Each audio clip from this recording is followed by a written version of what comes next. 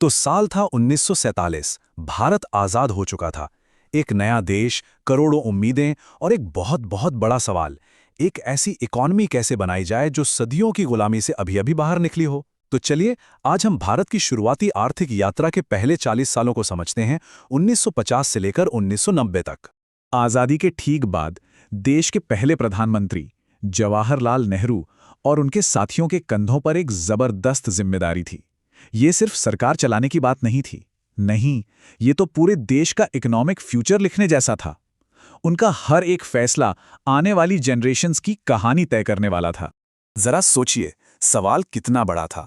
बिल्कुल स्क्रैच से, जीरो से शुरुआत करके करोड़ों लोगों के लिए एक अर्थव्यवस्था कैसे बनाई जाए, एक ऐसी इकॉनमी जो हर किसी की जरूरतों को पूरा कर सके।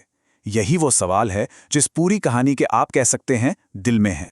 और इस सवाल का जवाब खोजने के लिए भारत के लीडर्स को पहले कुछ बहुत ही बेसिक, बुनियादी आर्थिक समस्याओं को समझना था जो हर देश के सामने आती हैं। एक ऐसे चौराहे पे खड़े होने जैसा था जहां से कई रास्ते निकलते थे।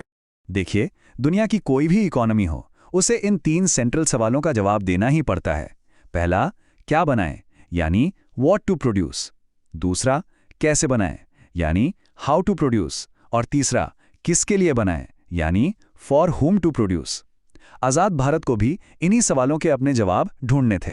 उस समय दुनिया में बेसिकली 2 बड़े आर्थिक मॉडल थे। भारत को या तो इन दोनों में से एक रास्ता चुनना था या फिर अपना ही कोई नया रास्ता बनाना था। और ये सिर्फ एक इकोनॉमिक डिसीजन नहीं था, ये एक आइडियोलॉजिकल, एक सोच का फैसला भी था।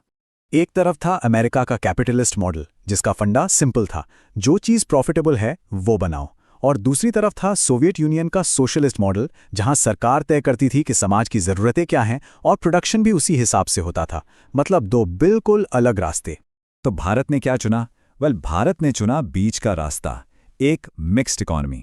नेहरू का मानना था कि देखो, प्राइवेट सेक्टर की एनर्जी को इग्नोर तो नहीं किया जा सकता, लेकिन साथ ही उस वक्त बड़े उद्योगों में इन्वेस्ट करने के लिए प्राइवेट सेक्टर के पास ज्यादा कैपिटल भी नहीं था।